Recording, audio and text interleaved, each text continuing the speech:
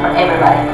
It's like a universal language that we communicate with different people from different countries.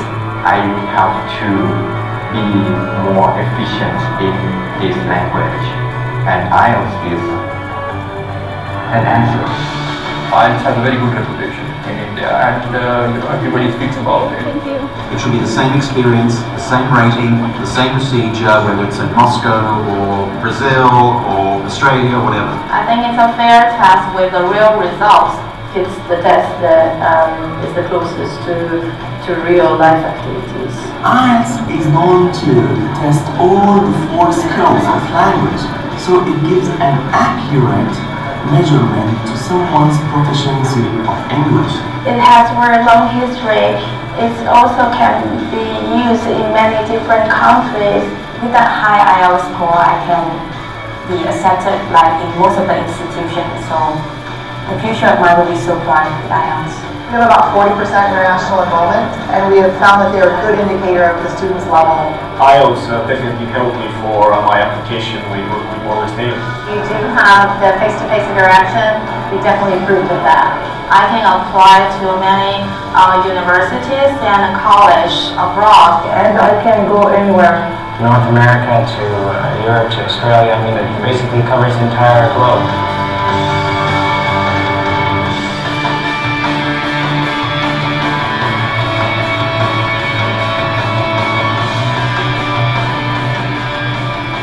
IELTS was basically the gateway for me to get into the United States.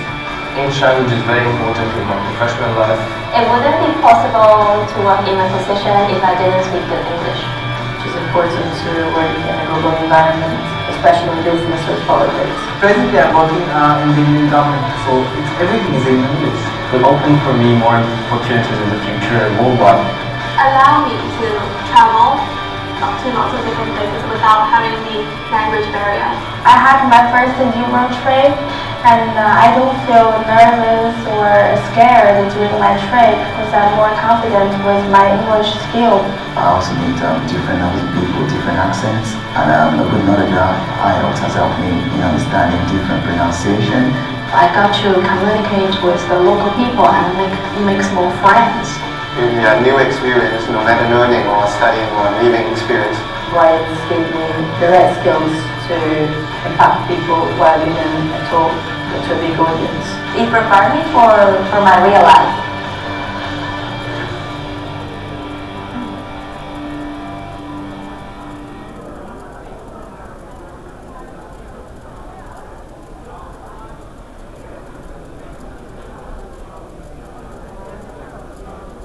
Thank you very much for coming. My name is Christian, and I work for British Council IELTS Canada. During this presentation, so there are 3 main parts. During the first part, we will talk about the format of IELTS. Can you guys hear me all right at the back of the room? Yeah. No. Can you hear me? Yes? Louder. You can? Okay.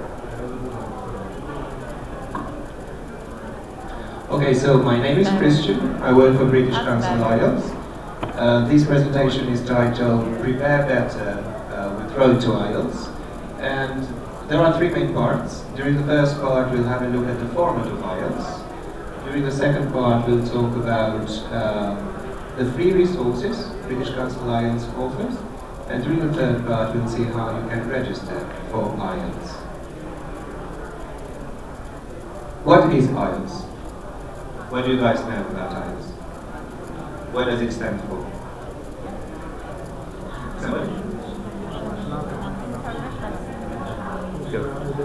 Nothing here. International English Language Test System? Testing system. Testing system. Yes. So, IELTS stands for International Language Testing System.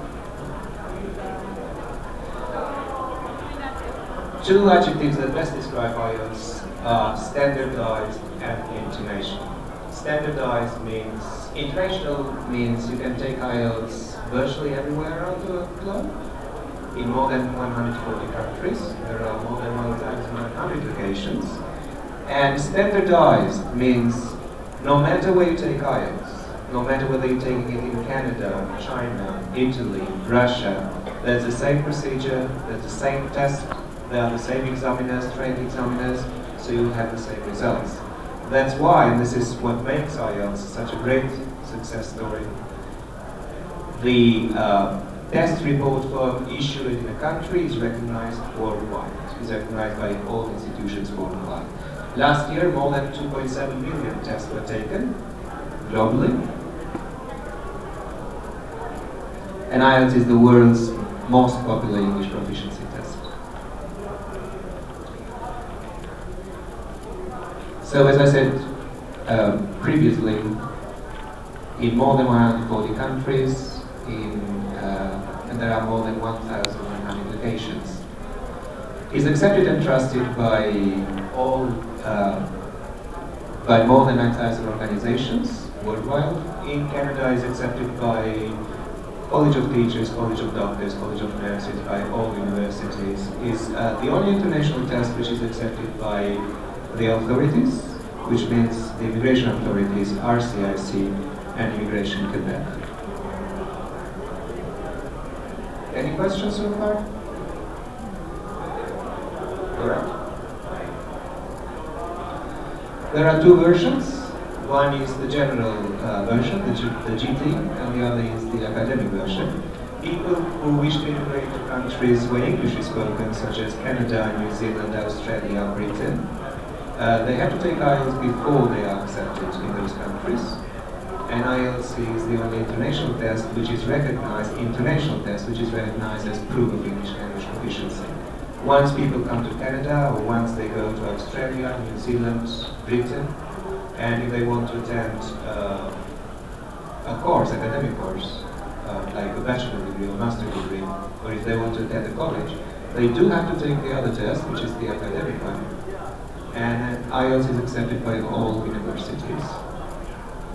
The majority of universities in Canada and around the world. This is what happens. For IELTS is a test, it's a skill-based test. So what we do, we assess the proficiency of test takers. We start with listening. Listening is the first test that you take. Listening lasts for 40 minutes. 30 minutes is the actual recording, and 10 minutes are given to test takers to complete to transfer the answers into the answer sheet. It's very, very important. IELTS is an international test. That's why we make sure that we've got people with different accents. Somebody from North America, USA or Canada, somebody from Britain, somebody from New Zealand, and somebody speaking with international, internationally educated people. So English spoken by people who are not native speakers, but are internationally educated. The listening lasts for 40 minutes. Listening is the same for both tests, for the academic and the general one. But then the second test is reading. The academic reading lasts for 60 minutes, and there are 3 sections, 3 main papers, 14 questions. Whereas the general one, again, lasts for 60 minutes, but we have 4 papers. And the number of questions is the same, 14 questions again. The main difference is in the sources we use. In the academic test, we take articles from academic journals, whereas in the articles that you use in the general one are taken from newspapers such as the Metro or Toronto Star, which are not that academic in nature. The third test is the writing test. The writing test is again different. In the general one, there are 2 tasks for both. In the general one, test takers are asked to write an email or a letter to an institution or to a friend. Whereas in the academic one, they are asked to describe a chart or a table or a bar chart. Task 2 is the same for both tests. So test takers are asked to write an essay, an opinion essay, a discussion essay, or a solution to a problem essay. Then after that, so all 3 tests, listening, reading, and writing, are taken one after the other. Test takers first take the listening. There is no break. They carry on with the reading for 60 minutes. And then there is the writing for another 60 minutes. So 2 hours and 40 minutes, the 3 tests. And then there is the interview, which can be taken on the same day, or on a following day, depending on the center. The interview lasts for 11 to 14 minutes. Once we assess test takers' proficiency in English, we use a 9-band scale to report their level of proficiency. We start with 1, which is the easiest, the lowest band, and we go up to 9. The 3 most commonly reported band scores are 6, 7, and 8. Most colleges do accept 6 in Canada. The majority of universities would ask you for a 7. And for immigration purposes, you do have to talk to a lawyer because you do not take scores only from IELTS. You are given scores from a number of categories. And depending on how many scores you achieve from the other categories, you might need the maximum or the minimum. So do talk, have a conversation with the lawyer first for immigration purposes. We issue full bands, like 6, 7, 8, or half band scores, like 6.5 or 7.5. Very important to check with the organization first. Like if you want to be a doctor, check with the College of Doctors. If you want to apply for a course to the University of Calgary, check with them first to make sure what band score they are looking for. So basically what happens is IELTS is not a pass or fail test. All what we do, we assess your level of proficiency, we give you a band score, and our partners, the recognized institutions, they set their own standards. But if University of Calgary, for example, is looking for a 7 and you only score 6.5, in that case that's not good enough, and you have to take the exam. Alright?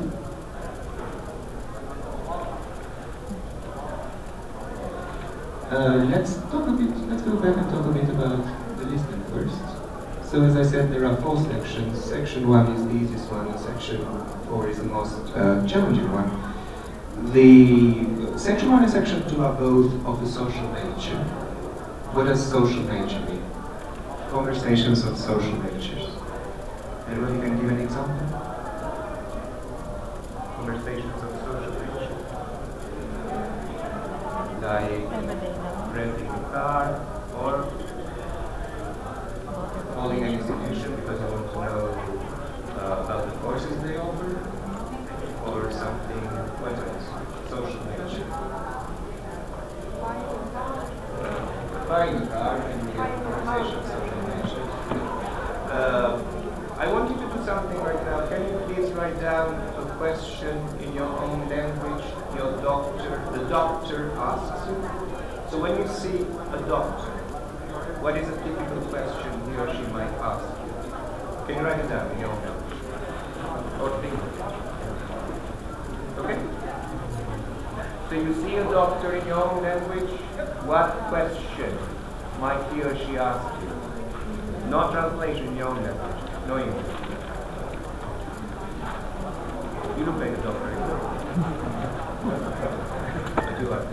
We've got a question here. What language are you using? Arkan. So ask the question. If you guys speak Arkan, do not give the answer. Go. Come again. Translate. Do you speak that language? No, translate. What can the question be? Come on.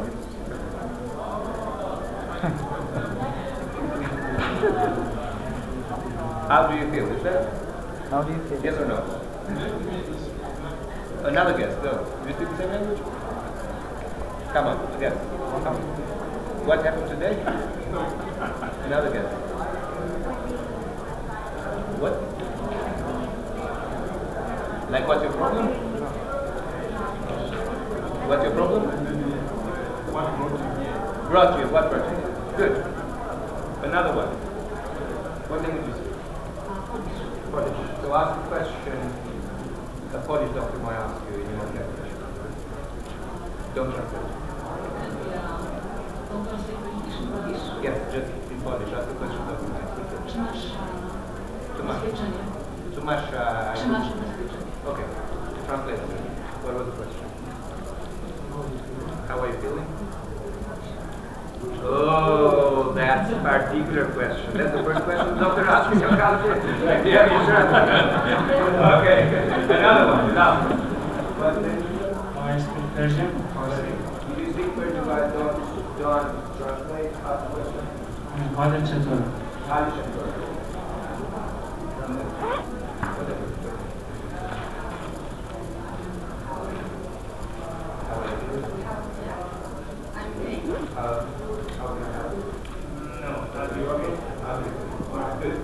So the aim of this activity is we don't speak each other's languages. We've got different backgrounds. Nonetheless, we can still have an idea of what the doctor might be asking. Why? Why is that? What does common sense mean?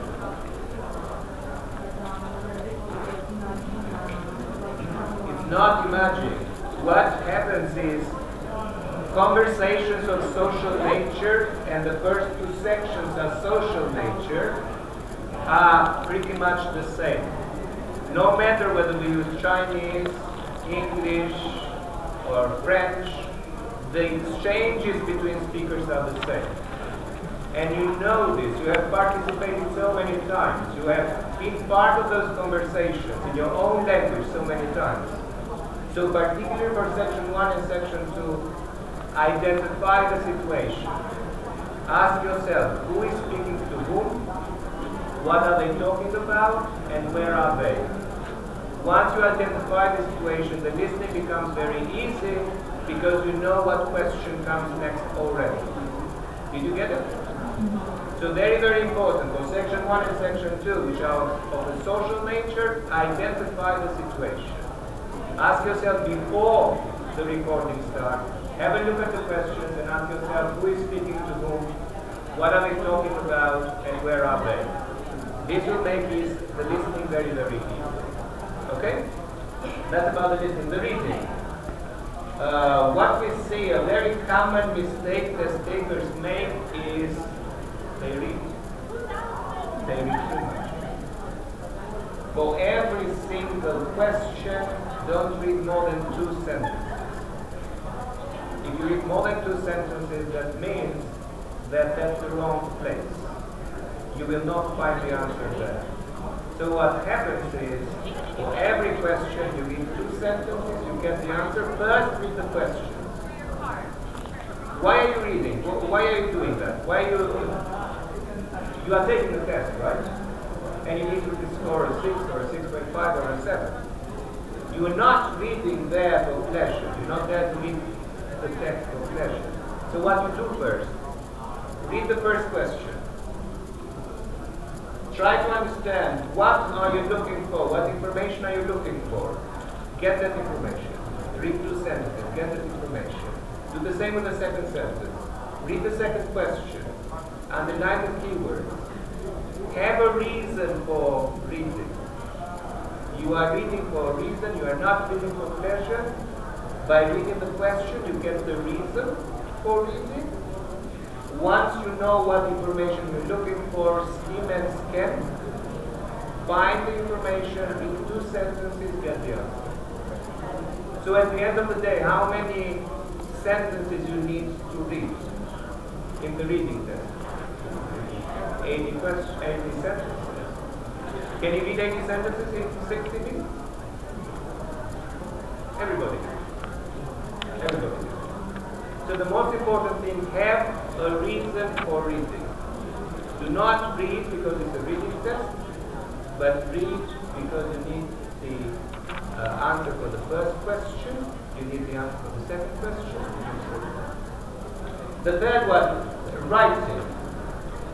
Writing task 1, if you're taking the academic one, give an overview. The overview is very important. The overview is very often what makes the difference.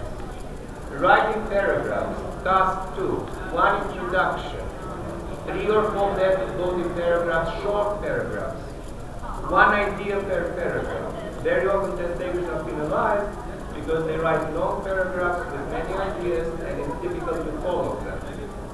So write a short paragraph, 1 idea. For example, living in Calgary is one of the best choices I've ever made. This is the idea of looking forward. So living in Calgary, best choice. Explain, what do you mean by that? Why living in Calgary is good and why this is the best choice. That's the paragraph. Once you finish the paragraph, 3 to 4 sentences, carry on with another idea. Understood? So one idea per paragraph, short paragraphs. Don't ever write more than one idea because it's difficult to follow and the examiner will think about it. That's about the reading. Speaking. I bothered you already. I'll bother somebody else who used it. How are you doing? Good. We're doing an activity together. Do you enjoy reading? That's the thing. Examiners during the first part ask you simple questions. We ask you simple questions on purpose because we know that the IELTS test is very stressful, and we want you to feel good, to feel at ease. The questions are simple, like how do you spend your weekend? Do you enjoy reading? Which is your favorite food? What type of food is your favorite food? Don't give simple answers or simple questions. Do you understand? We're asking you simple questions, but you shouldn't give simple answers because we assess everything what you said. And most importantly, we ask you questions, but as an examiner, am I really interested whether you enjoy reading or not? What do you think? No. No. All what we do, we give you prompts. We give you prompts because we want you to say something. We want language to assess. So if you say, yes, I do enjoy reading, you're not really answering. You are answering, but in terms of exam, your score is very low. So give good answers, 2 to 3 sentences, and also say the because. Like, oh, I'll never leave. Like, I can't imagine myself going to bed without having a book in my hand. That's very, very important for me because it takes me to another world. And that's it. Okay? So show the best of yourself to the examiner. To improve your speaking, a very quick activity you can do at home is, yes, how do you spend your weekend? Well, I spend my weekend renovating my house next door. Good. How do you spend your weekend? Give me a complete another.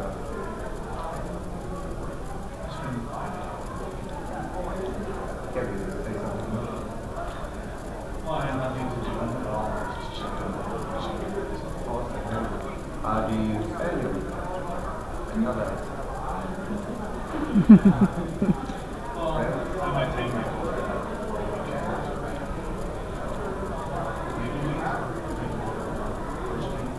Excellent. Very good answers. So ask yourself the same question, give 3 different answers.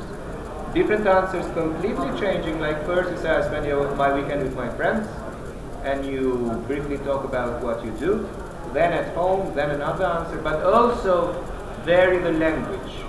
Don't use the same language, the same structure. Okay? If you continually do this activity for 5 minutes every day, you'll improve considerably the score in speaking. Okay? So that was a piece of advice for listening, reading, writing, and speaking. And then we carry on, we talk about the $1,000 question, how to prepare for it.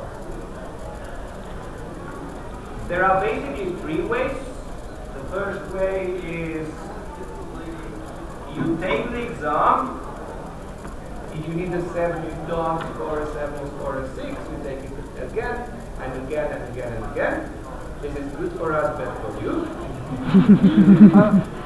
I am kidding. It's very, very important to prepare. We don't want you to take the test if you're not ready for it.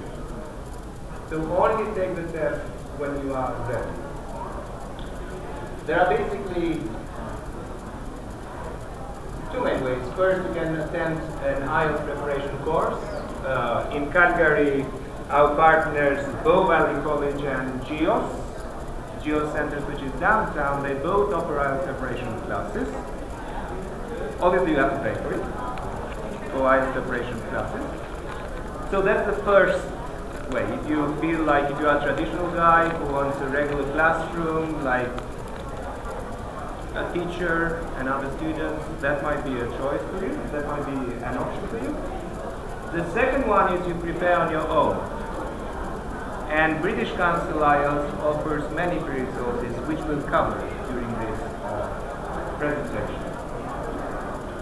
In both cases, it's very, very important, no matter whether you attend an IELTS preparation class or whether you prepare on your own, becoming familiar with the test is very important. You need to know what to expect in the real test. Then you need to have practice.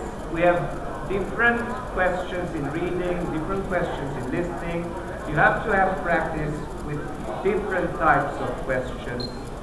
You need to follow, there are strategies, there are steps to follow. You need to know how to get the right answer in each case.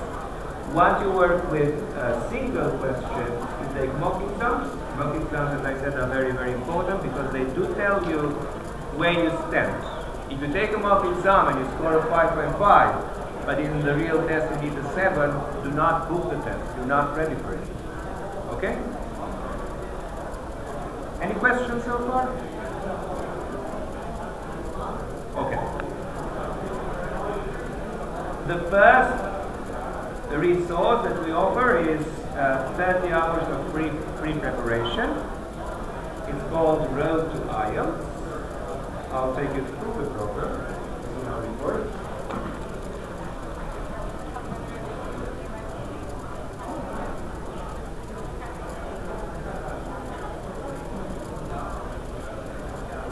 So what you do, you Google Take IELTS.ca.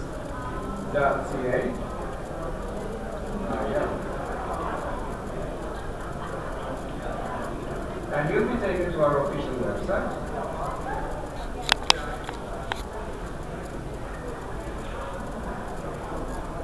So this is the home page. Then the second category is about IELTS. You need to prepare for IELTS.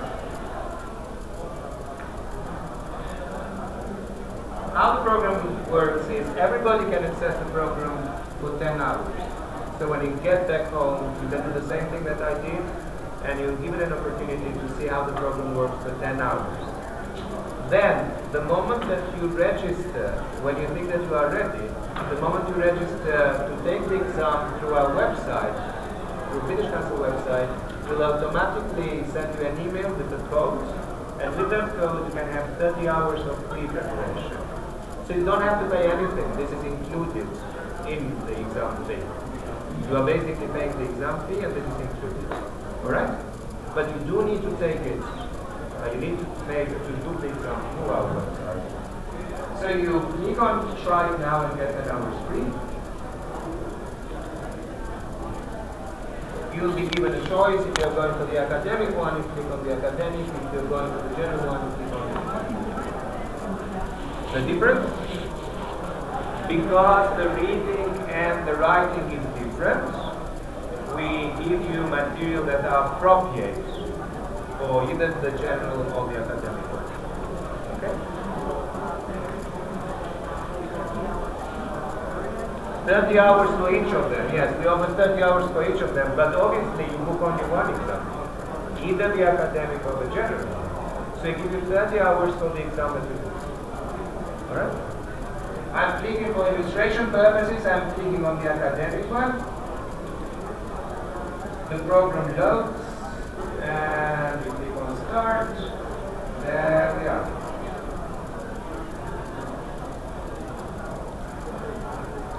We've got the 4 main skills: reading, listening, speaking, and writing. So basically we give you 30 hours, and you can use those 30 hours the way you want. If you think reading is your weak point, you can spend like 20 hours on reading, 2 hours on listening, 5 hours. So all what we do, we give you 30 hours. Then it's your way of making the decision on how to spend those 30 hours. Let's see how each skill is organized.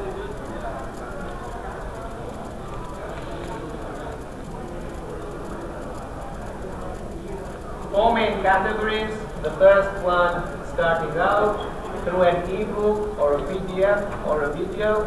We do tell you what happens when you take this is the reading, when you take the reading test.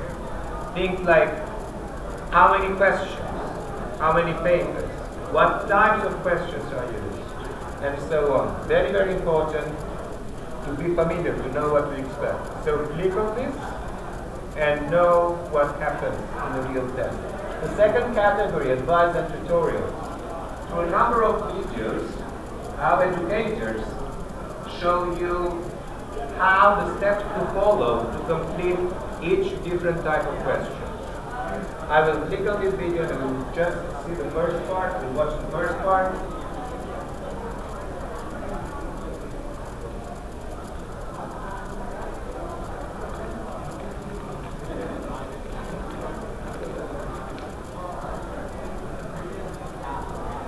There are 3 passages on the reading test, and each passage is a page and a half long, more or less. And my advice is to learn how to scan for information, learn how to do skimming. Don't sit down and read the entire passage, then read the questions and go back and try to find the answers. If you're doing that, you're wasting a lot of valuable time. I would start out with the reading test by, first of all, skimming the test. Read the first paragraph. Find out what that passage is about.